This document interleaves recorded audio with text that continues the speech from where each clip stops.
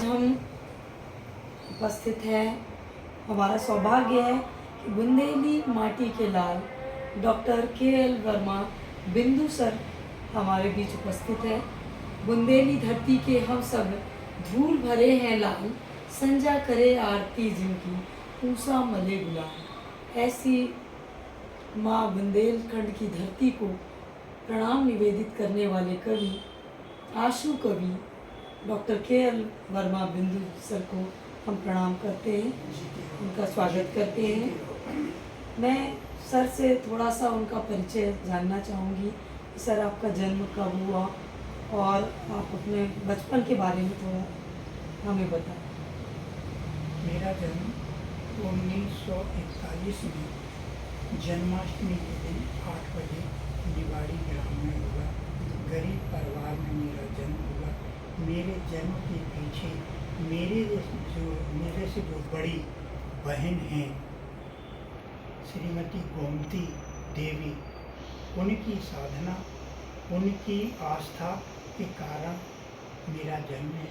ऐसा वो मानती हैं, ऐसी मेरी माँ भी कहती रही हैं कि भैया तुमसे पहले तुम्हारा एक भाई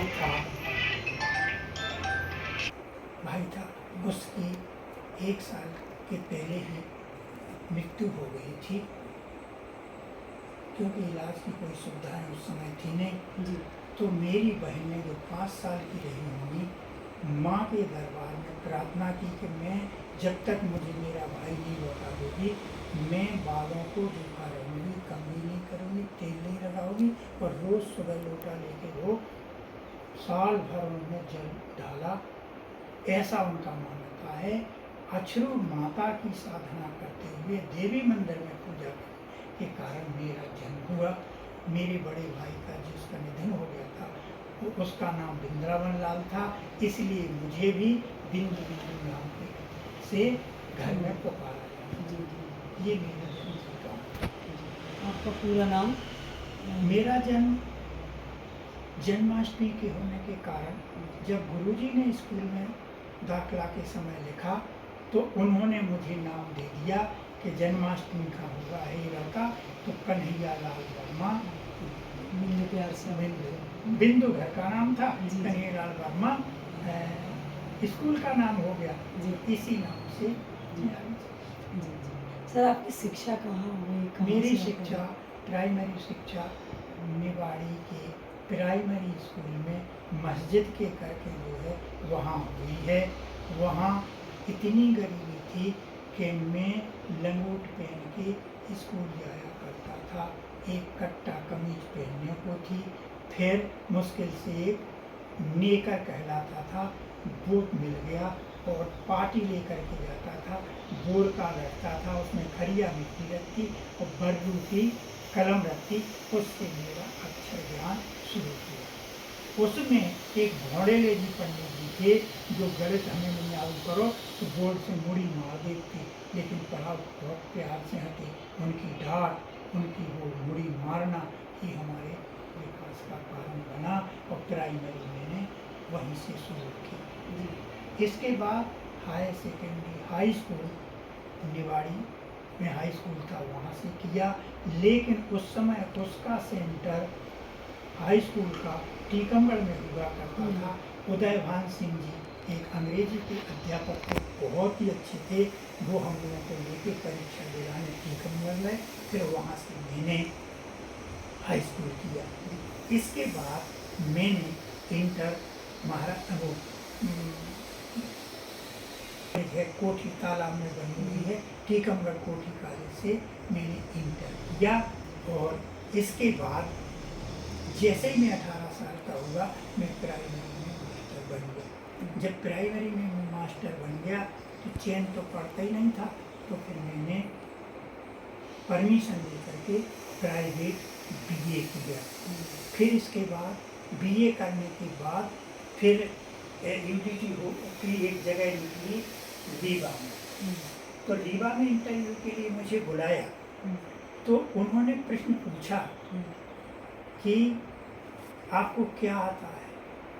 तो मैंने कहा कि जो बीए तक का कोर्स है वो सब आता है, वो जो 6-7 के बच्चों को पढ़ाना है वो सब आता है मुझे।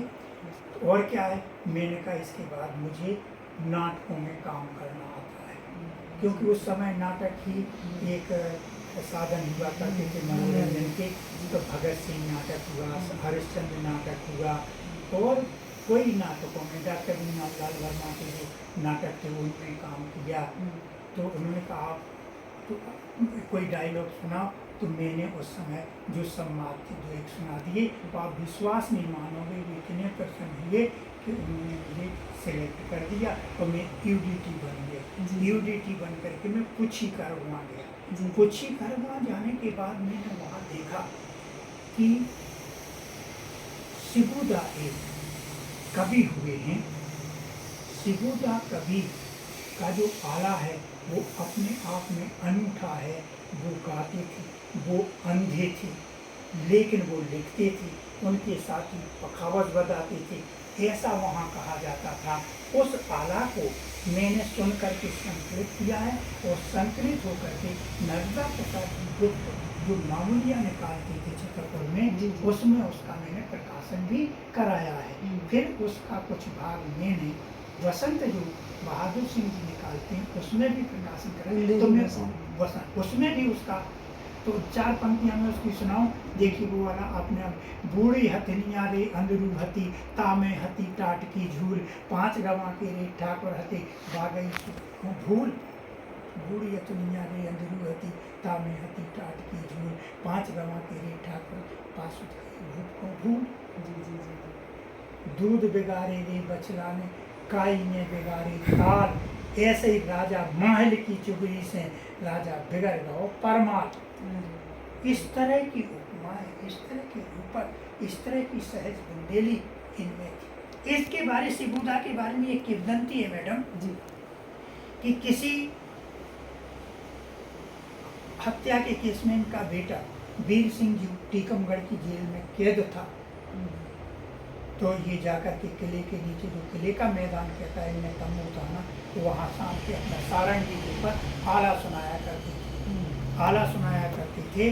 तो वीर सिंह जी ने आला सुन करके एक दिन बप्पा जी का राज था, तो बप्पा जी ने बुलाया कि क्या बात है, तो उन्होंने आला ने सब सुना दिया, और बप्पा जी ने प्रसन्न होकर के उनके लड़के को सजाए मौत जो जेल थी उससे उनको मुक्ति दी।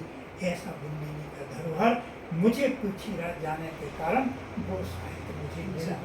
इसके बाद फिर एमए मैंने ग्रेजुएट किया, महाराजा कॉलेज छतरपुर सेंटर रहा। वहाँ से एमए करने के बाद मेरा 65 में हायर सेकेंडरी लेक्चर के ऊपर पोस्टिंग बीना हो गई।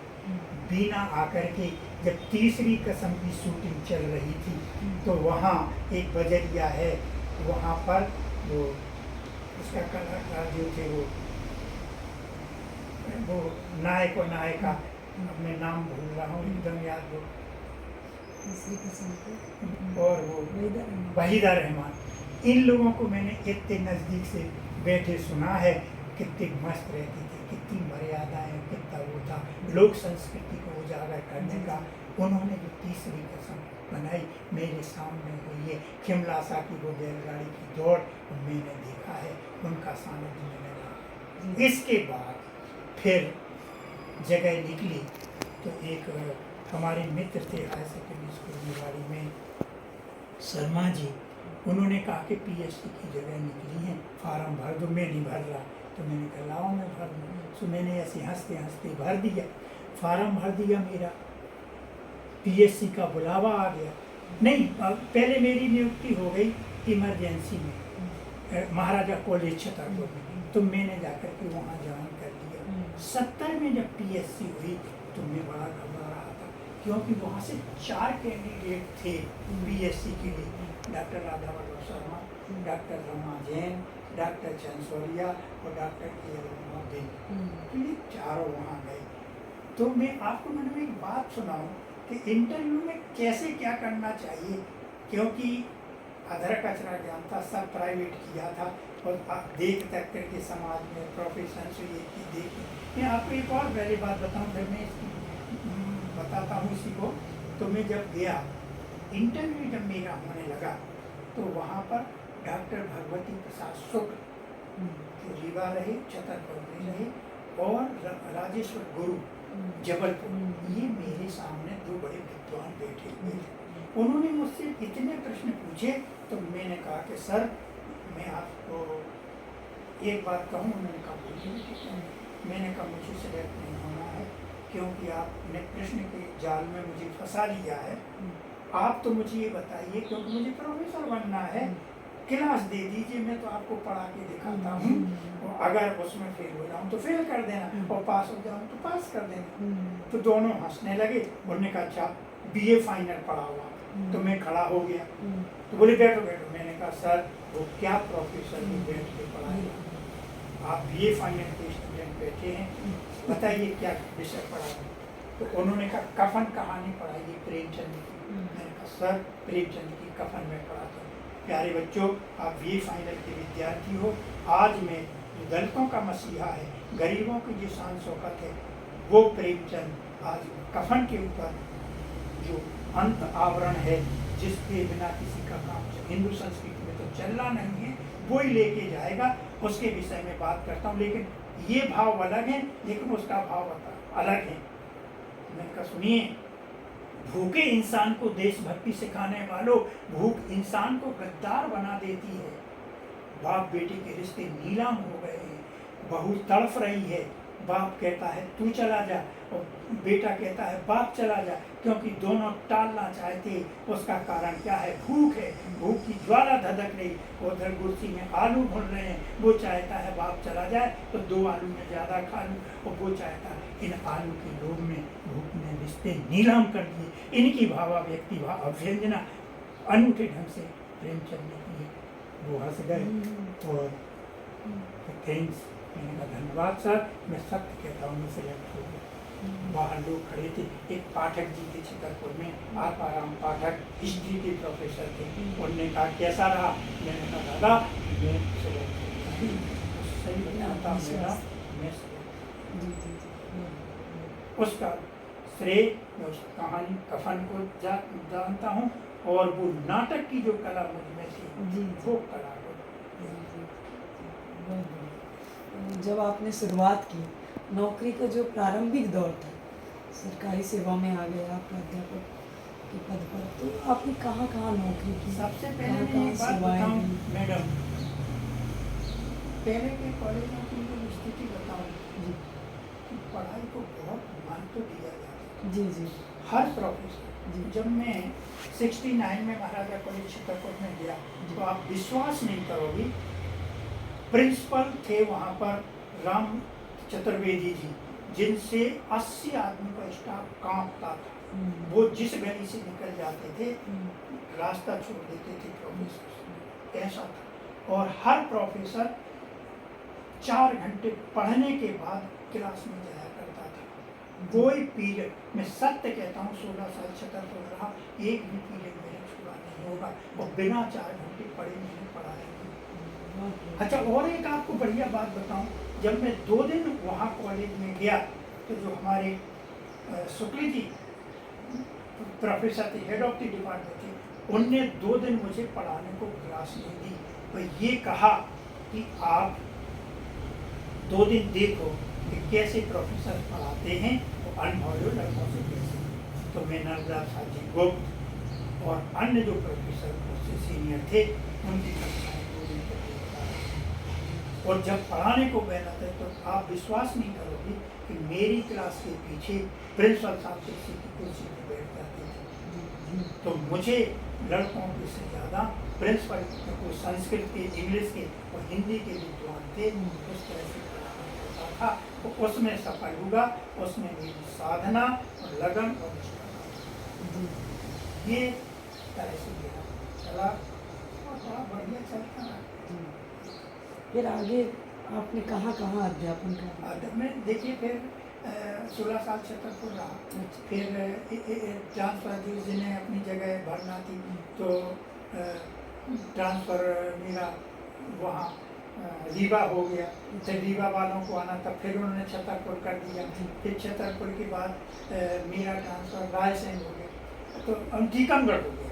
टीकमगढ़ गर्ल्स क्लब तो खुला, तो वहाँ पर मेरा टीकमगढ़ में मन नहीं लग रहा। तो मैं एक बड़ा रोचक बताता, ये क्या विधायक जी होते थे राम चतुर्वेदी, बहुत धाकड़ विधायक थे, और बोरा जी यहाँ पर। तो मैं ये बात इसलिए सुनाना चाहता हूँ कि बुंदेली में और शब्द शक्ति में कितनी गरिमा है कि आप देखिए कैसा काम करते हैं। तो चतुर्वेदी जी बोले चलो तुम्हारा ट्रांसफर, तुम्हारा छतरपुर करा दिया है। तो मैंने कहा बता दो, मेरा तो कोई नहीं है। बोले चलो तो 4 पंक्तियाँ सुना देंगे। तो मैं वो बोरा जी के यहाँ मुझे ले गए, तो मैंने मैडम वहाँ 4 पंक्तियाँ सुनाई। बोले ये लड़का आया है बोरा जी, आपको सुनना होगा, और इसको आपने टीकमगढ़ भेज दिया है और इसको वहाँ भेजना है। तो मैंने कहा सर सुनना। बोले आप सुना। वो इतने दमन थे कि सीएम ने उनको वो निवाड़ी के विधायक। मोरे बहुत ही नोने बोरा काय को करो बिलोरा। वो बोली बिलोरा क्या? मैंने कहा सर डिस्टर्ब। तो मोरे बहुत ही नोने बोरा काय को करो बिलोरा, और मोर मोरनी दोई बिछड़े बिछड़ गए लिड़ मोरा। बोली लिड़ मोरा क्या? मैंने कहा बाल बच्चे। और टीकमगढ़ में मोए पटक दो काटी बरसे सोरा। मोरे बहुत ही नोने बोरा काय को करो बिलोरा, आओ शरण में बिंदु तोड़े अब तो करो निनोरा। निनोरा क्या? मैंने कहा न्याय। मैंने कहा रस्तोगी जी, कॉमर्स के जो महाराजा पढ़े छतर में प्रोफेसर थे, वो उनके पिए थे। वो हंसने लगे क्योंकि वो मुझे जानते थे। उन्होंने वहीं फोन कर दिया मेरा ट्रांसफर में, फिर छतरपुर पहुंचा। फिर छतरपुर के बाद मैं निवाड़ी में 16 वर्ष निवाड़ी में। तो ये जो है, ये यहाँ पर मैंने इसलिए सुनाया। अब एक बात और है, चतुर्वेदी जी के यहाँ मैं 8 दिन रहा था टीकमगढ़ में। तो चतुर्वेदी जी के घर ही ठहरा था। तो चतुर्वेदी थी तो लोहे पुरुष थे, दबंग थे, मस्त थे, मौलाना थे, पत्नी बहुत सज्जन सरल थी। तो मैंने उनकी एक चौकड़िया उन्हें जब आने लगा विदा पे तो सुनाई थी, भैया बहुत ही नौनी भाभी नैया ने खराबी, तुम तो लिखे लिखाए कारण ये तो वहाँ जवाबी। भैया बहुत ही नौनी भाभी नैया ने खराबी, तुम तो लिखे लिखाए कारण ये तो वहाँ जवाबी। ऊंचे हुआ हिमालय जैसे ये नदियाँ जो राबी, ऊंचे हुआ हिमालय जैसे ये नदियाँ जो राबी। भाभी चुपर चुपर के परसे बिंदु बैठे खाबी। भाभी चुपर चुपर के परसे बैठे भाभी, भैया बहुत ही नौनी भाभी नहीं आने खराब। उन्होंने माँ जैसा मुझे बुला दिया। मैं आज उनके चरण में लगता हूँ। दोनों नहीं है लेकिन उनका आशीर्वाद मेरे साथ। तो भाषा का और बोली का प्रभाव रास्ता बना देता है। आपने सर लेखन कार्य जैसे कि प्रारंभ, हाँ, लेखन कहाँ से शुरू किया? आपको सही बताता, सबसे पहली गुरु मेरी माँ है जी। बुंदेली। उन्होंने ठूस ठूस के कूट कूट करके भर दी मेरे, क्योंकि वो कहावतों में बोलती थी, हर बात बुंदेली में बोलती थी। लूणा बैल तो मैं पेट में भरी, खा गई न काऊ को लेने ना देना, भीत है तो चित्तौर तो जूचाय बना दे, और भीत है तो चित्तौर का। ऐसे हर बात में, हर शब्द में वो बुंदेली, तो उसका प्रभाव तो मेरे ऊपर था। लेकिन जब 6वीं में पढ़ता था, मैं सत्य कहता हूँ, पहली कविता मेरी 6वीं में निकली थी। जी। राधे श्याम जी गुप्ता थे, बहुत अच्छे टीचर थे, आदरणीय थे, सम्मानीय थे, और पिता कवि थे। वो हिंदी पढ़ाया करते। तो एक दिन मैंने कहा, वो सूर का पद पढ़ा रहे थे, तो मैंने कहा सर ये जो लिखा हम नहीं लिख सकते? बोले हाँ लिख सकते हैं। तो मैंने उस समय 2 पंक्तियाँ लिखी थी मैडम, जो आज तक नहीं भूलती हैं। नन्ना सा कन्हैया है मेरा मटकी का चुराना क्या जाने, नन्ना सा कन्हैया है मेरा, वो तो ब्रह्मों का चराना तू जाने, नन्ना सा कन्हैया है मेरा। ये मेरी यहाँ से फिर इसके बाद निवाड़ी में जब मैं था तो बुंदेली के 3 कवि थे जी। एक गुणसागर जी सत्यार्थी जी। और एक दुर्गेश दीक्षित, गुणसागर सत्यार्थी गुरुविहार सत्यार्थी जी तो बुंदेली के धरोहर थे, और एक दुर्गेश दीक्षित। हाँ जी। इनको मैंने जब स्टेज पे सुना हम्म, तो एक थे भैया लाल जी व्यास। हम्म, तो जब इनको मैंने सुना तो मेरे ऊपर उनकी अमिट छाप बनी और मैं बुंदेली में लिखना मेरा प्रारंभ। जब मैं इंटर में छतरपुर में वो टीकमगढ़ में पढ़ता था तो मैंने एक पंक्ति फिर दोबारा दूसरी पंक्ति लिखी थी, ज्योति किस किस को प्यार करे, ज्योति किस किस को प्यार करे। एक दीपक जल रहा था, उस पर कीड़ा लौट रहे थे, तो मैंने पंक्तियाँ निकली थी, वो पंक्तियाँ आज तक याद हैं, पूरा गीत तो याद नहीं है। ज्योति किस किस को प्यार करे, गिरते हैं पतंगे लपट झपट रसमय जीवन की आस लिए, किसको दहाड़ा जे ज्योति किसके जीवन में प्यास भरे, ज्योति किस किस को प्यार करे, ज्योति किस किस को प्यार करे, गिरते हैं पतंगे लपट बहती रस दहा लिए, किस किस को प्यार करे ज्योति। ये भी पंक्ति। एक और बात बताऊं, भैया लाल जी व्यास जब कविता पढ़ते थे तो आंसू बह जाते थे और दबंगी के साथ बोझ की कविता। एक और कवि थे जिनका प्रभाव मेरे ऊपर है, चतुरेश जी थे। जब बड़ी भवक नू लालटेन, जब बड़ी भवक नू लालटेन, जीवन के लिए उन्होंने कहा था ये भवकने वाली लालटेन है, पता नहीं कब वो पंक्तियाँ नहीं बोलती, मेरे पास साहित्य तो है, पता नहीं कहाँ। दूसरी एक और उनकी थी, कहो कैसो लगत जब पाँव तरे में दरोदर जा, कहो कैसो लागत जब पाँव तरे में दरोदर। एक और कवि थे झांसी के, जिसमें लोहिनी लोहा हत्या तो लत्ता सो ठर्रा है, लोहिनी लोहा हत्ता आने तो लोहा लत्ता सो पारा है, लोहिनी हत्ता आने। इन सब का प्रभाव एक सक्सेना थी, हैं अभी के नहीं मुझे नहीं मालूम, झांसी के थे, उनकी चौकड़ियाँ सुनकर मुझे बहुत अच्छा से मतलब उस समय के कई ऐसे कवि थे जिनको देखकर जी जी जी तो फिर अपने आप माँ सरस्वती की कृपा। जी जी जब हिंदी विभाग में महाराजा कॉलेज छतरपुर में था तो head of the department doctor Varsaiya थे और उन्हें कन्हैया लाल वर्मा था और एक राधा वल्लभ जी शर्मा थे, उनका नाम राधा वल्लभ था, और नर्मदा प्रसाद गुप्त थे और रमा जैन थी और वंदना जैन थी। तो मैंने एक चौकड़िया लिखी थी, कह रही आपस में कछु भैया लजा लजोई मैया, जैसो जो हिंदी विभाग है ऐसो जो नैया। कह रही आपस में कछु भैया लजा लजोई मैया, जैसो जो हिंदी विभाग है ऐसो जो नैया। रमा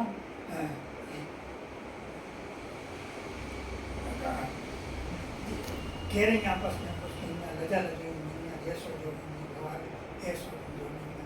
राधा संग कन्हैया नाचे चढ़ी कसम की कन्या, क्योंकि जो राधा वो हेट के जाता राधा संग कन्हैया नाचे चढ़ी कसम की कन्या। रमा वंदना करना रमा वंदना करना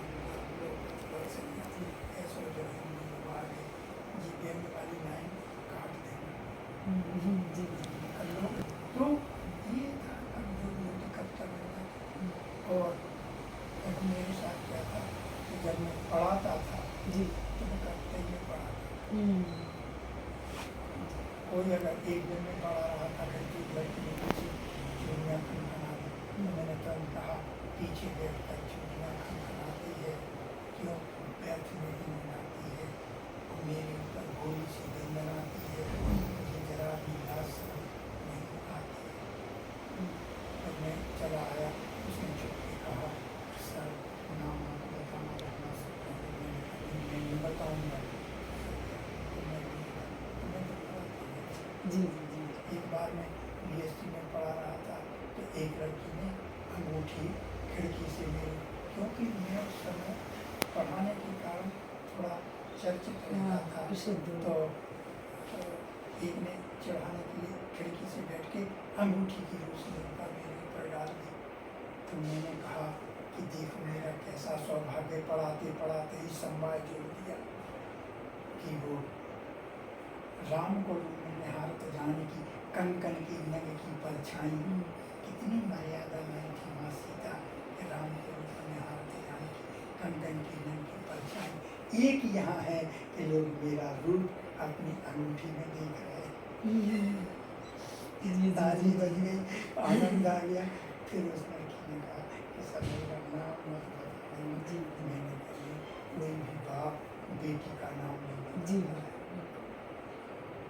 बेटी बात सर, आपकी ये प्रकाशित कृति मेरे समक्ष है, उड़ गए फुलवा रह इसके गई पीछे बात। भी एक बात है। जी। जब मेरा वृंदावन लाल जी वर्मा से संपर्क हुआ, जी। तो उन्होंने मुझे एक भजन सुनाया था। उनकी एक बुंदेली लोक संग्रह है, छोटा सा, वो भी दिया। तो ये बुंदेली भजन की पंक्ति है, उड़ गए फुलवा रह गई बास, उड़ गए फुलवा रह गई बास। तो ये पूरी पंक्ति है। जी। तो इसका अर्थ है मैन में कम एंड मैन में go but I go on forever. Bundeli में ये अनुवाद देखकर अंग्रेजी से बेहतर में रह गया कि अंग्रेजी में कटु और बुंदेली में तो जो है कहने का मतलब है आदमी आता है चला जाता है, उसका कर्म हो जाता है। तब मुझे उड़ गए और जो मेरी विशेष की चौकट को है जी। बीच करवा मैडम भी कला वर्मा हाँ, की। तो बीच करवा लगाए बड़ी लाश आदि उन्होंने तो लाश लगाई, बच्चों का लालन पालन किया, जी। मेरा निर्माण किया। क्योंकि मैडम भी एक अच्छी- नारी का महत्व भी जीवन में बहुत बड़ा। जी। परिवार में नारी का दर्जा बड़ा है, उसी के कारण परिवार खड़ा है।